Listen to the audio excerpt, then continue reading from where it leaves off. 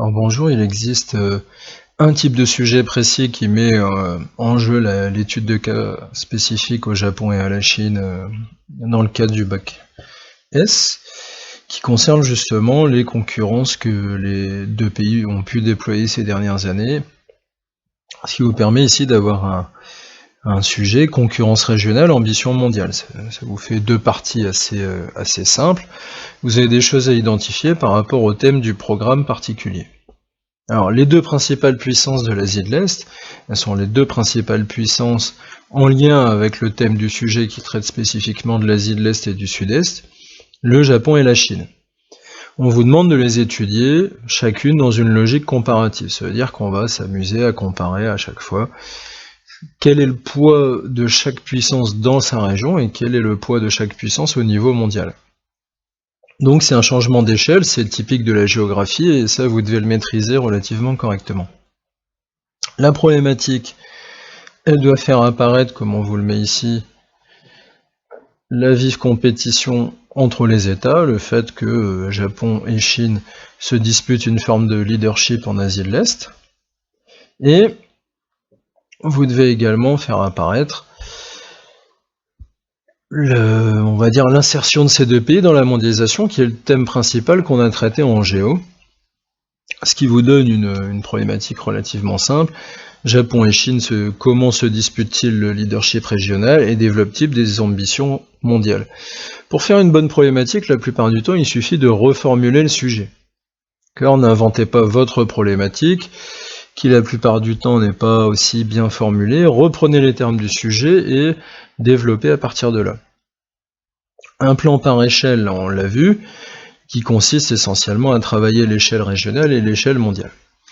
Alors si on doit développer un corrigé qui va traiter ce sujet, il convient de revenir sur les relations spécifiques entre les deux pays. Vous avez le droit de mentionner, comme en histoire on l'a vu sur le sujet de la Chine un petit peu en traitant de ce qui s'est passé avant 1949, que la Chine était occupée par le Japon durant la Seconde Guerre mondiale et avant la Seconde Guerre mondiale. Donc on a deux pays qui ont été confrontés militairement dès le XXe siècle et qui ont eu des relations pour le moins tendues. Les relations diplomatico-sino-japonaises, alors là, diplomatique-sino-japonaise, vous êtes obligé de rappeler que l'histoire qui émaille les relations entre les deux a été compliquée et que cela s'appuie toujours sur des conflits présents.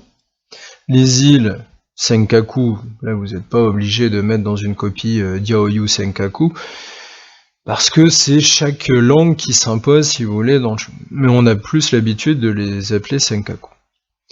Alors, ces derniers ne sont pas seulement un héritage historique, c'est-à-dire les conflits, les tensions liées à l'expansion japonaise que vous devez rappeler. Là, vous voyez, c'est un peu l'obligation en géographie aussi d'apporter une touche historique.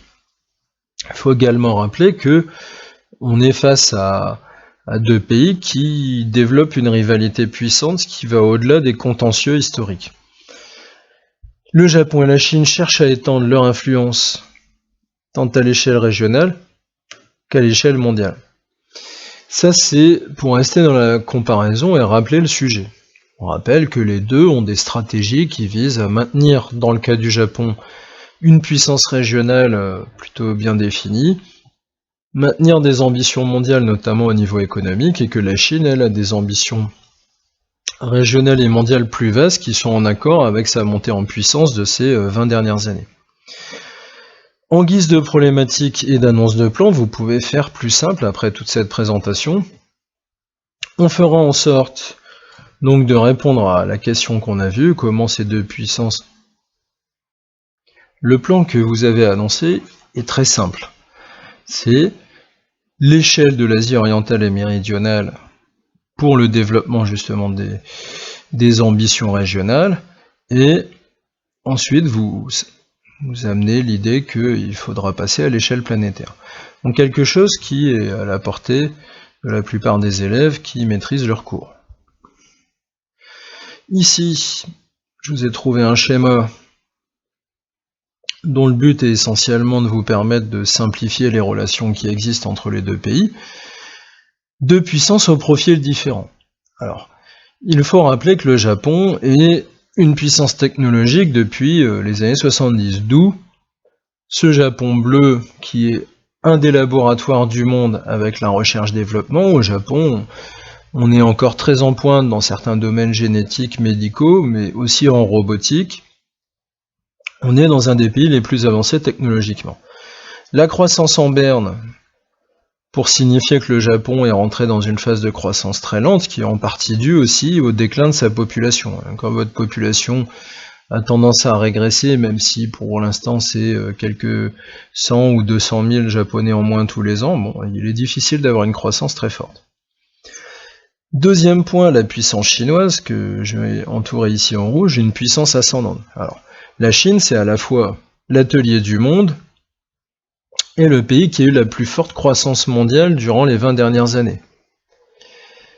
Ensuite, vous avez une deuxième partie qui va traiter plus des rivalités. Alors une rivalité pour s'imposer économiquement à l'échelle régionale, là vous avez à prendre en compte toute la zone de l'Asie du Sud-Est. Ce qui veut dire que la Chine et le Japon se battent un petit peu pour séduire les puissances qui sont plus au sud, comme l'Indonésie, les puissances de l'ASEAN, qui est cette alliance économique des pays de l'Asie du Sud-Est, le Vietnam, donc la péninsule indo-chinoise ici, et un peu plus loin, la Thaïlande, la Birmanie, qui sont plus dans la sphère chinoise depuis quelques temps, mais qui restent également des pays d'investissement japonais assez importants. Alors vous voyez qu'il y a pas mal de choses déjà à placer ici. Les réserves d'hydrocarbures, c'est quelque chose dont on peut se passer dans un schéma, parce que Japonais et Chinois, de toute façon, ont recours massivement aux importations. Mais ça peut être quand même sujet à tension entre les deux pays. Vous avez la zone économique revendiquée par le Japon, ici, qui va se confronter, là vous le voyez avec l'autre figuré qui est ici, qui va se confronter aux îles qui sont revendiquées par la Chine. Alors ces conflits maritimes que la puissance chinoise développe aussi avec les îles Spratly et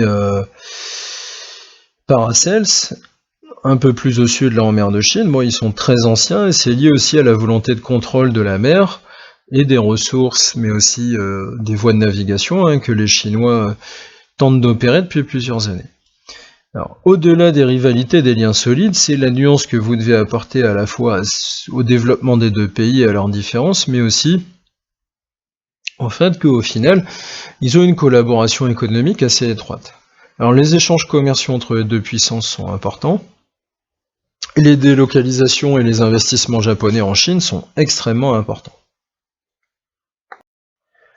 Ce qui vous permet, une fois que vous avez réfléchi un petit peu à cette introduction sur le sujet en général, que vous avez plus ou moins votre schéma en tête, de commencer la rédaction de votre développement. Alors le schéma, je vous conseille de l'insérer forcément à l'échelle régionale. Donc dans cette partie grand 1, mais on va également voir un croquis un peu plus développé, donc c'est pour ça que je l'avais mis précédemment.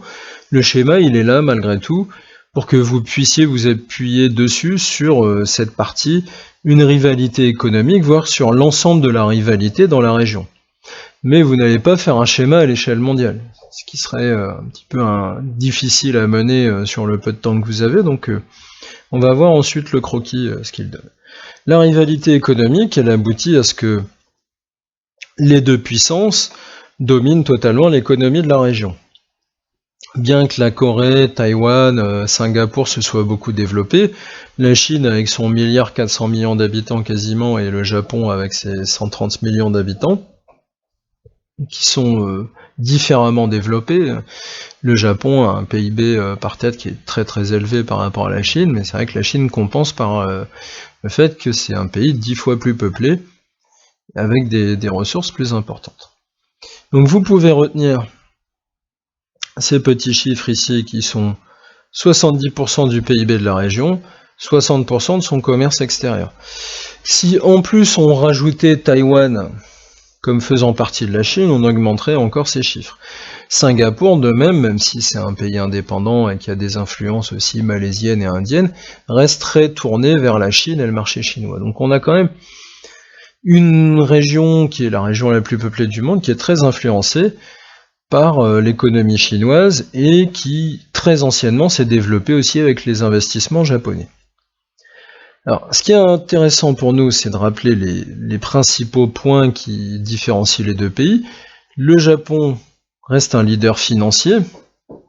C'est lui qui finance énormément d'investissements dans la région. Tokyo reste une plus grande place boursière que Shanghai, même si les choses évoluent vite.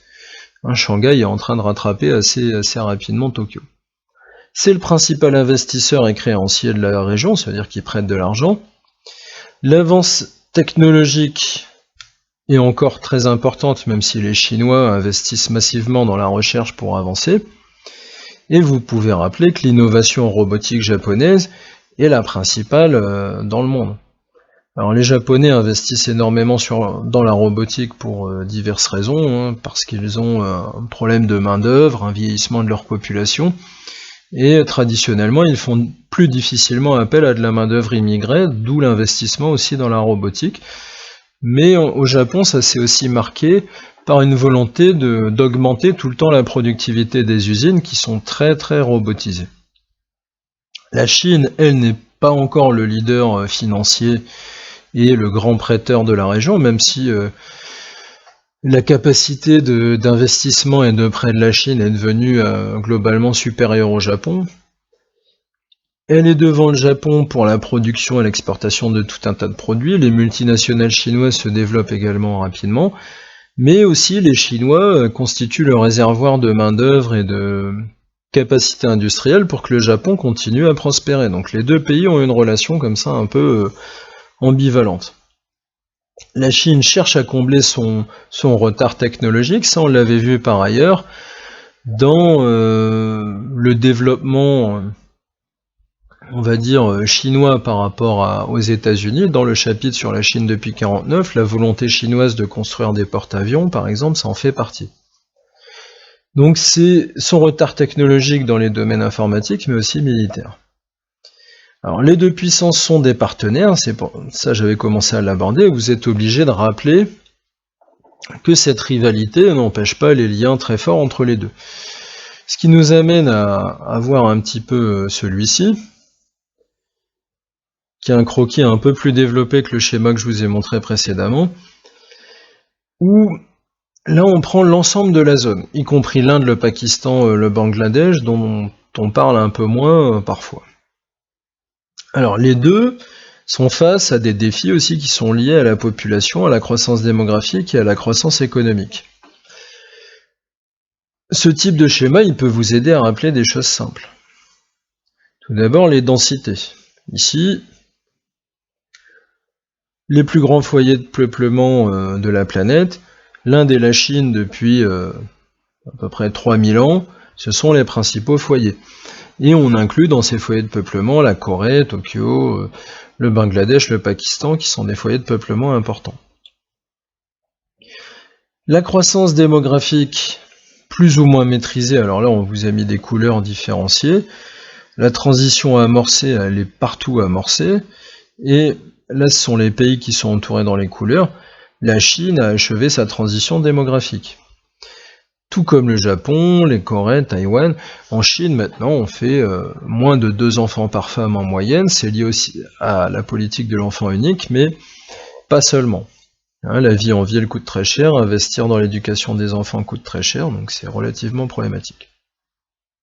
La croissance économique, c'est l'autre point que vous devez aborder éventuellement dans un croquis ou un schéma.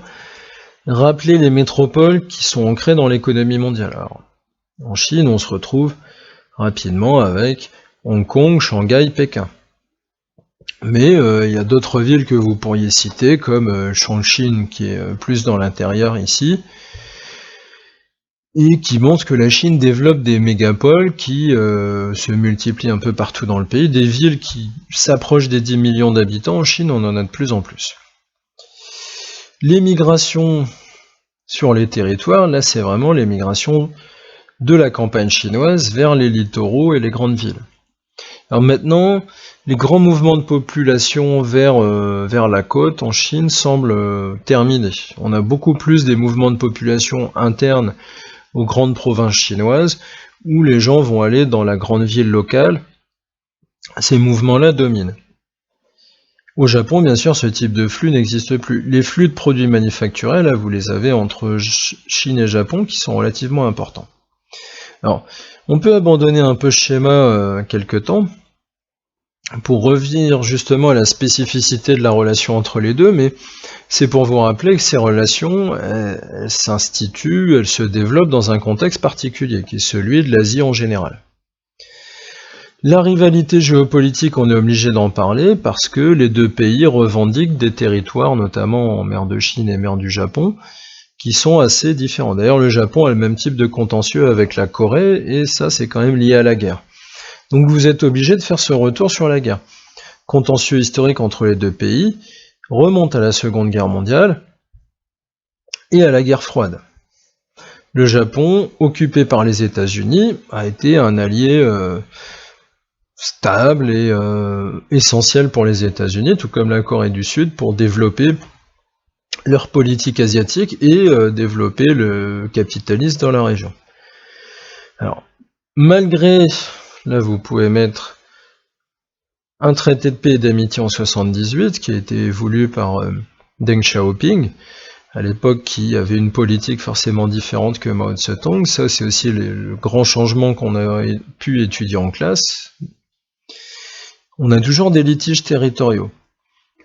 La grande différence aussi, et qui nous intéresse plus, c'est que la Chine est en train de développer son armée à une vitesse telle que c'est déjà la deuxième armée mondiale quasiment en termes de capacité au sol, qu'elle est en train de supplanter les grandes marines petit à petit, russes, françaises ou britanniques en termes de bateaux et de tonnage. En tout cas, d'ici à l'horizon 2030, la Chine aura probablement 3 porte-avions. Le deuxième là vient d'être lancé, voire 4 porte-avions. Et aucun autre État n'est capable de fournir cet effort militaire dans la région, certainement pas le Japon. Alors, la Chine parle de défense, mais c'est aussi une manière de sécuriser ses approvisionnements en pétrole et de mettre une pression sur ses voisins en leur rappelant que eux sont capables de défendre leurs intérêts. La différence principale entre ces deux pays, c'est que le Japon, lui, était une grande puissance militaire qui a été écrasée par les Américains et occupée par l'armée américaine. Donc les Japonais se sont plus développés suite à ce traumatisme vers une assistance parfois aux Nations Unies, l'envoi de casques bleus japonais dans certaines régions, une aide publique au développement et des liens particuliers avec les États qui craignent l'expansion chinoise comme l'Inde et le Vietnam. Vous connaissez l'adage, l'ennemi de mon ennemi, d'une certaine manière, est mon ami. Donc les Japonais emploient cette stratégie à l'échelle asiatique en se rapprochant des pays qui se sentent les plus menacés par la Chine. Alors ça nous permet d'aller vers l'échelle mondiale en voyant qu'on a tout de même des choses qui ont évolué ces 10-15 dernières années qui permettent de resituer la Chine comme une puissance économique qui s'est imposée au Japon, d'où aussi les tensions parfois avec le Japon. La Chine, ici je vous le mets, devance le Japon, deuxième puissance économique mondiale qui a relégué le Japon, et je vous ai mis la volonté de reléguer les États-Unis est réelle aujourd'hui avec le PIB en parité de pouvoir d'achat qui est devenu supérieur aux États-Unis. Donc la puissance chinoise en termes économiques, elle est encore amenée à se développer parce qu'une grande partie des Chinois ne vivent pas en ville, parce qu'une grande partie des Chinois ne sont pas des consommateurs de classe moyenne, le potentiel de développement chinois est encore très grand. Ce qui n'est pas le cas du Japon. Il est fort probable que le PIB chinois, même en valeur en dollars constants, se retrouve à supplanter les États-Unis assez rapidement, mais même à laisser les États-Unis et le monde occidental tout entier derrière à l'horizon 2040-2050. Donc on a une puissance qui est liée aussi à l'ampleur de sa population et des transformations qui ont lieu en Chine. Donc face à ça, le Japon n'est pas non plus très bien servi parce que la croissance japonaise, comme je vous l'ai dit précédemment, est faible, liée à sa population vieillissante, mais aussi au très haut niveau de développement des Japonais, qui permet pas une croissance aussi élevée que pour les classes moyennes chinoises. Première puissance industrielle mondiale et premier exportateur, la Chine se place aujourd'hui à l'échelle mondiale comme l'atelier du monde, on vous l'a déjà dit, mais aussi le nœud à partir duquel les marchandises sont redistribuées sur toute la planète, ce qui implique que les ports chinois sont devenus gigantesques et parmi les principaux. Les Chinois ont aussi été très actifs en investissant de plus en plus à l'étranger, en Afrique, en Amérique latine pour les matières premières, en Europe plus pour acquérir des technologies. Alors, paradoxalement, et ça vous pouvez le dire parce qu'on le dit très peu en classe, la stratégie chinoise est très similaire de celle de la Chine, du Japon, pardon, et de la Corée avant elle. C'est-à-dire que les Chinois, comme les Coréens et les Japonais avant, essaient de remonter la chaîne technologique de production des Occidentaux pour les concurrencer partout. Les Japonais, au départ, ils ont fait un peu de la camelote dans les années 50-60. Les Coréens ont procédé d'eux-mêmes ensuite, et chacun de ces deux pays a acquis assez de bases technologiques pour se développer. Donc les Chinois reproduisent ce modèle asiatique qui est bien connu, qui passe par une industrialisation à partir de productions que les Européens ou les Américains ne font plus forcément, pour aller vers d'autres segments industriels et technologiques. Et les Chinois le font très vite. C'est-à-dire que les Chinois continuent à produire un peu les jouets, le textile qui est consommé en Occident, mais produisent en même temps les ordinateurs, les téléphones et des technologies de plus en plus poussées. Donc, à l'échelle mondiale, la Chine est devenue une puissance face à laquelle on ne peut plus, qu'on ne peut plus ignorer. Alors, le Japon demeure une grande puissance financière, ça on l'a déjà dit, industrielle et commerciale grâce à ses firmes transnationales aussi. Il reste le premier investisseur mondial, mais ça je pense que ce sont des chiffres qui ont un peu vieilli. Dans ce qu'on pouvait dire encore en 2013-2014, mais on manque de données assez importantes, mais les Chinois, à mon avis, sont passés devant le Japon. Alors, là, il est plus intéressant de rappeler que les deux puissances ont des stratégies d'investissement qui font qu'elles sont rivales à ce niveau-là, comme l'Allemagne, qui est un gros investisseur à l'étranger, et que les firmes transnationales chinoises sont également en train de prendre de l'ampleur, notamment les pétrolières. Mais vous avez aussi les marques chinoises d'électroménager comme Haier. Vous avez également, forcément, dans la téléphonie, Huawei, qui est devenue une entreprise qui exporte massivement dans les pays occidentaux. Alors la Chine s'affirme comme une puissance mondiale. Ça, c'est vraiment au niveau du monde. La Chine a les outils pour devenir une puissance mondiale, probablement pas égale avant encore pas mal de décennies aux États-Unis, mais la seule qui puisse réellement concurrencer les États-Unis à l'heure actuelle sur certains plans. Alors le plan économique de la production, de la richesse, des capitaux, mais aussi le plan militaire et diplomatique, c'est ce qui fait la différence avec les Japonais.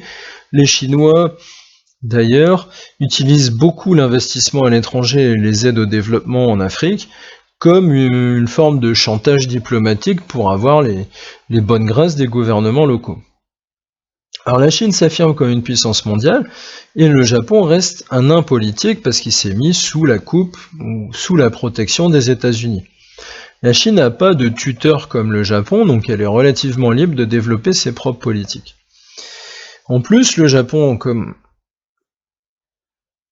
la puissance japonaise a été détruite pendant la guerre par les Américains et que le Japon s'est retrouvé perdant, n'a pas d'influence aux Nations Unies, alors que la Chine a un siège permanent au Conseil de sécurité, donc peut mettre son veto aux décisions, et a rejeté l'arme nucléaire.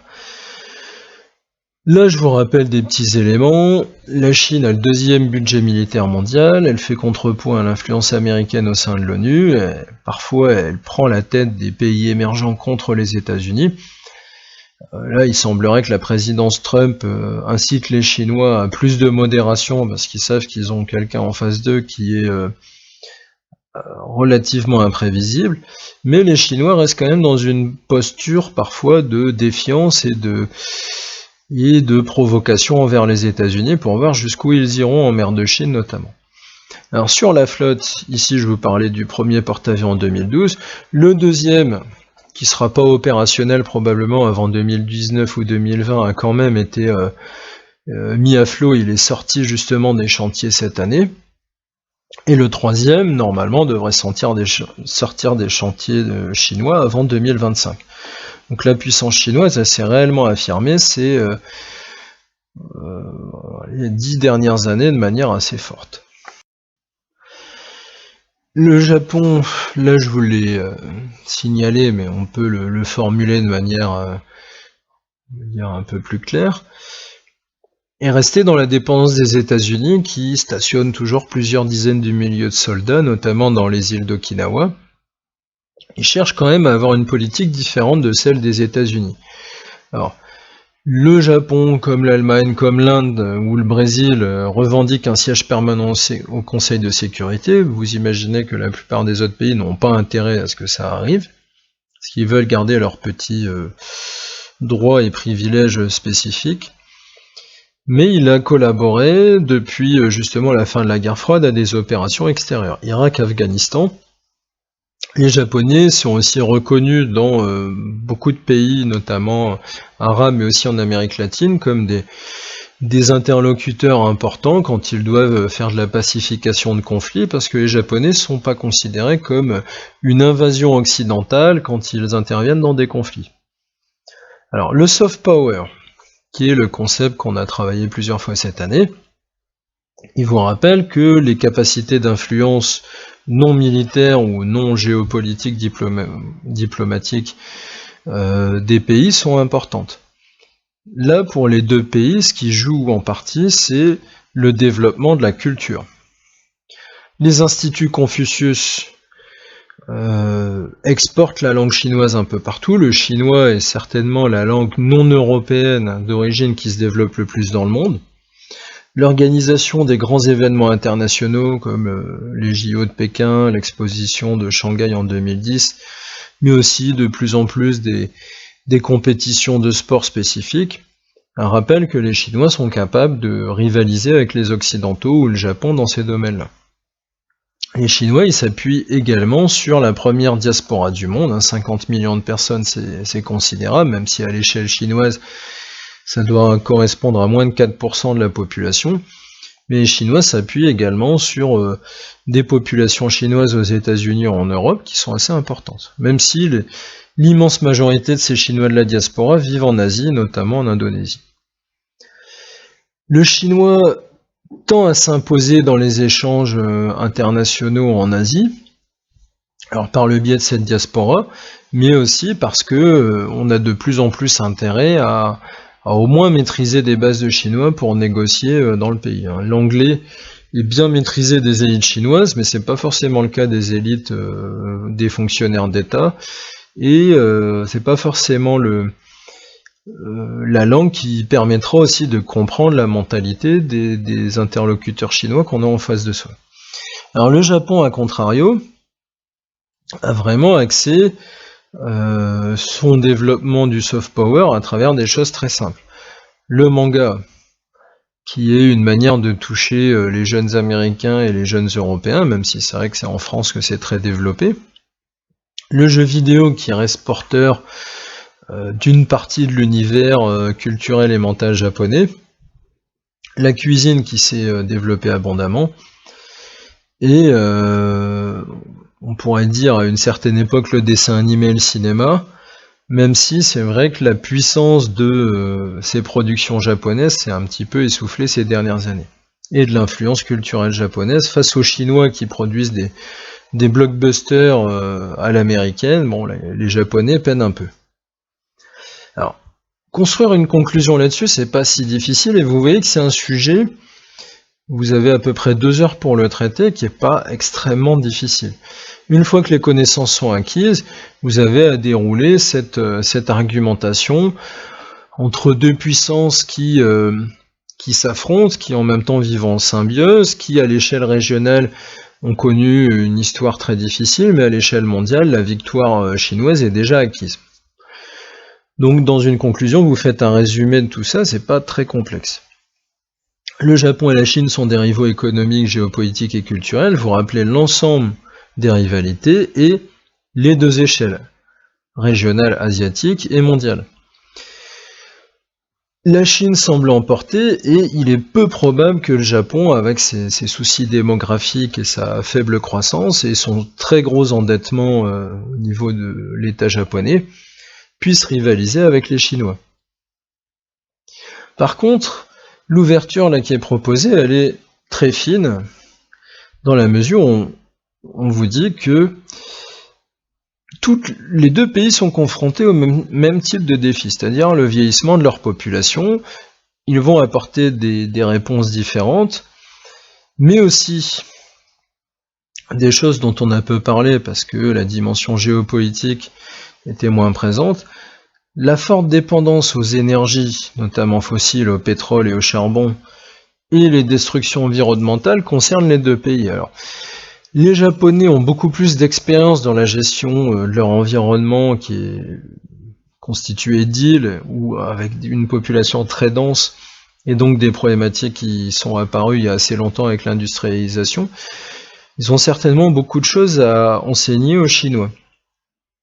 Mais la question de la collaboration entre les deux pays, c'est pour ça que vous pouvez clore là-dessus, va constituer en une réponse qui sera déterminante pour définir leur relation. Mais vous ne vous mouillez pas beaucoup si vous dites que finalement, Chinois et Japonais ont tout à gagner à continuer leur relation, notamment économique, parce que ça produit de la croissance dans les deux pays et que les deux pays ont des intérêts communs, au moins, d'une certaine manière, face aux Occidentaux, face au développement d'autres puissances, comme l'Inde par exemple, qui, on va dire, qui peut rivaliser avec la Chine ou le Japon par certains aspects.